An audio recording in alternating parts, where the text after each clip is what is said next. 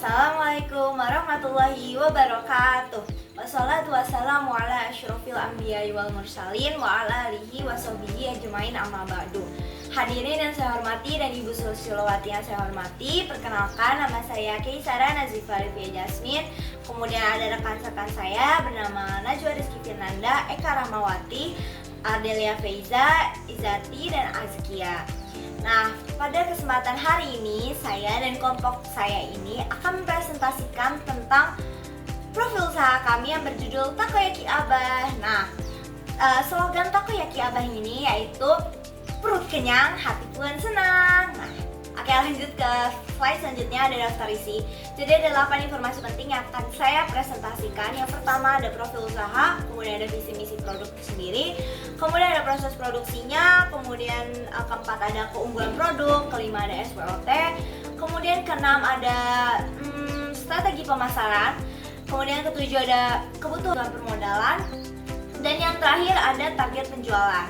Nah, jadi saya akan mempresentasikan tentang profil usaha. Nah, profil usaha kami sendiri yaitu berjudul Takoyaki Abah dengan pendiri-pendirinya yaitu saya sendiri, Kaisara Nazifa Alifia Jasmine, kemudian ada Eka Rahmawati, ada Najwa Rizky, ada Ardelia Feiza, ada Izati, dan Azkia. Nah, lanjut ke visi misi Takoyaki Abah. Nah, jadi visi kami ini yaitu pertama higienis, berkualitas, dan terjangkau. Nah, kemudian ada misinya nih, misinya yaitu menyajikan produk dengan mengedepankan keamanan dan kesehatan produk itu sendiri. Kemudian kedua ada menyajikan produk dengan kualitas yang premium. Nah, yang ketiga baru menawarkan harga produk sesuai dengan kantong pelajar. Nah, saya akan menjelaskan tentang deskripsi produk.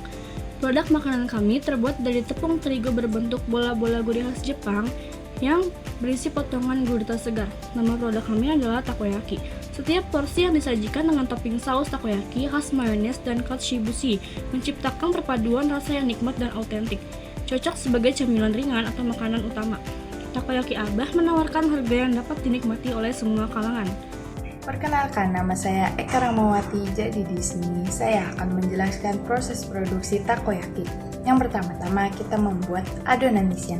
1. Rebus gurita dengan tambahan garam dan minyak wijen pada air rebusan hingga empuk. Angkat dan tiriskan. Potong-potong. Yang kedua, adonan takoyaki. Yang pertama, aduk rata tepung terigu, tepung beras, baking powder, garam, royco kaldu ayam, dan air menggunakan whisk hingga tercampur rata. Yang kedua, tambahkan telur, aduk hingga mulus atau tidak ada tepung yang menggumpal. Saring adonan bila masih ada tepung yang menggumpal. Yang ketiga, proses masak takoyaki. 1. Panaskan wajan, cetakan takoyaki di atas api sedang. Olesis dengan minyak, tuang adonan ke dalam cetakan, taruh gurita ke bagian tengahnya, tambahkan irisan daun bawang. 2. Masak hingga bagian pinggirannya terlihat matang dan kering. Kemudian balik dan masak hingga matang. Lalu angkat. Yang 3. Pindahkan ke atas piring saji, beri katsuobushi, jawara saus sambal extra hot, Hellmann's real mayonnaise, dan nori bubuk. Sajikan. Saya Izati Ainulaki. Di sini saya akan menjelaskan keunggulan dari produk kami.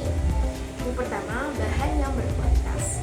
Guna untuk menciptakan rasa yang enak dan gurih, tentunya kami juga akan menggunakan bahan-bahan yang berkualitas, yaitu dengan menggunakan gurita yang segar dan bahan-bahan pokok lainnya.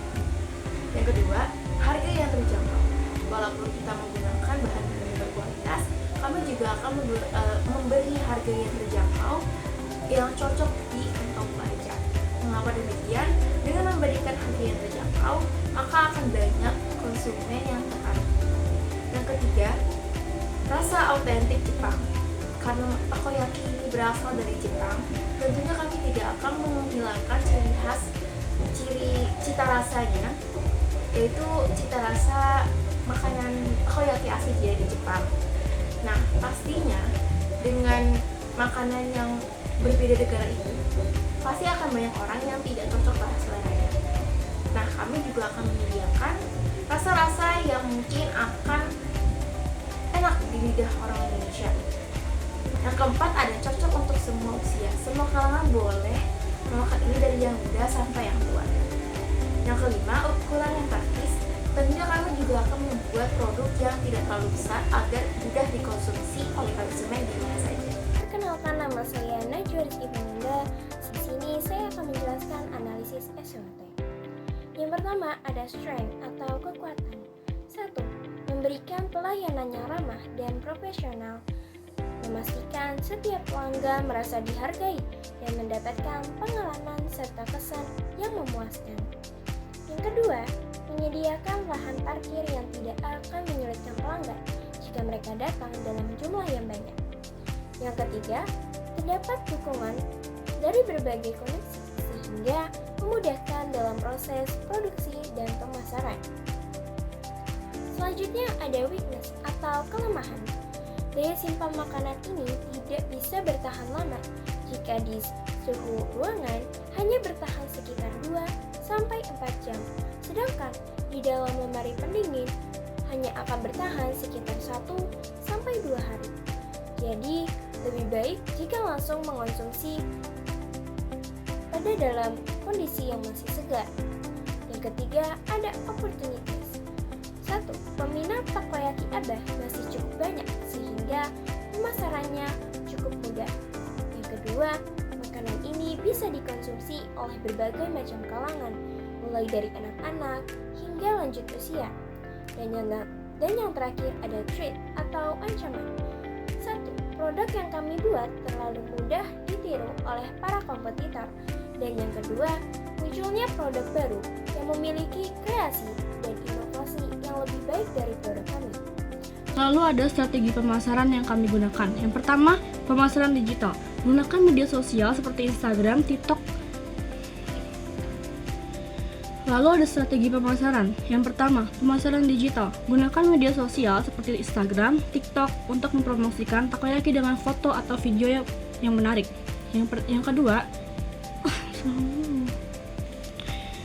selanjutnya ada strategi pemasaran. Yang pertama, pemasaran digital.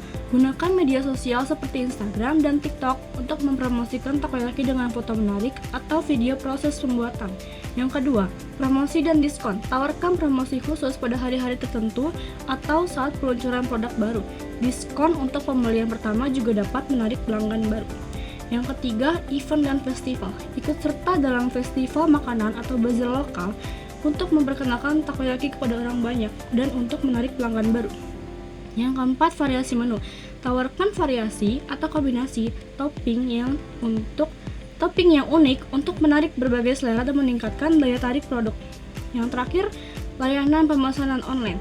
Sediakan opsi pemesanan online dalam pengantaran untuk memudahkan pelanggan, terutama di era digital. Pak, jadi ada 3 tahun yang kami rancang. Jadi pertama tahun 2024, 2025, kemudian yang terakhir 2026. Di tahun 2024 ini, estimasi target produk yang kami keluarkan yaitu 4.320 dengan estimasi persentase profitnya sebesar 56,8%. Nah, dari mana kami mendapat estimasi persentase profit itu? Tentunya dengan rancangan yang kami sedemikian ubah lah gitu. Dengan rumusnya yaitu harga keuntungan keuntungan dibagi harga beli dikali 100%, itu kami dapat dari situ. Kemudian di tahun 2025 ada estimasi target produk. Nah, estimasi target produk sebesar 4.560. Nah, baru estimasi persentase profitnya sebesar 61,8%. Dan yang terakhir yaitu 2026. Nah, estimasi target produknya ada 4.800 dengan estimasi persentase profitnya sebesar 66,8%. Saya memperkenalkan diri terlebih dahulu. Halo, saya Ardelia Tezazara. Akan menjelaskan tentang bagian kebutuhan permodalan usaha kami. Baik, yang pertama bisa dilihat di sini bahwa modal utama kami yang harus dipenuhi biayanya untuk mulai usaha kami yaitu sebesar Rp2.115.000 yang terdiri dari barang kompor, etalase, cetakan bola takoyaki, gas LPG 12 kg, alat masak, tempat bumbu dan adonan, serta kemasan untuk produk kami yaitu sebanyak 500 pieces. Jadi jika di total, maka keseluruhan modal awal yang harus dikeluarkan kami adalah sebesar Rp2.115.000. Baik, selanjutnya ke bagian biaya operasional harian. Kami sepakat biaya masing-masing dari kami yang harus dikeluarkan yaitu sebesar Rp83.000 per orang. Maka jika dikalikan 6, hasilnya yaitu sebesar Rp498.000. Ini adalah bahan-bahan untuk membuat produk kami, seperti tepung terigu, gurita, garam, minyak wijen, tepung beras, baking powder, Prego kaldu ayam, telur ayam, katsuobushi, daun bawang, sayur mayonnaise, nori bubuk norigo.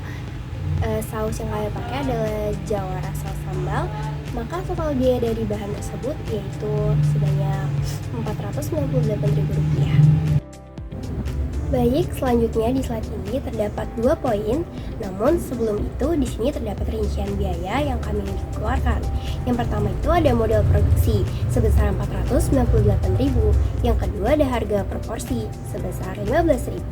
Yang ketiga ada jumlah porsi yang kami sepakati adalah 90 porsi. Dan yang terakhir ada total pendapatan. Diketahui di sini Rp1.350.000. Total pendapatan ini cara menghitungnya adalah harga jual per porsi dikali jumlah porsi.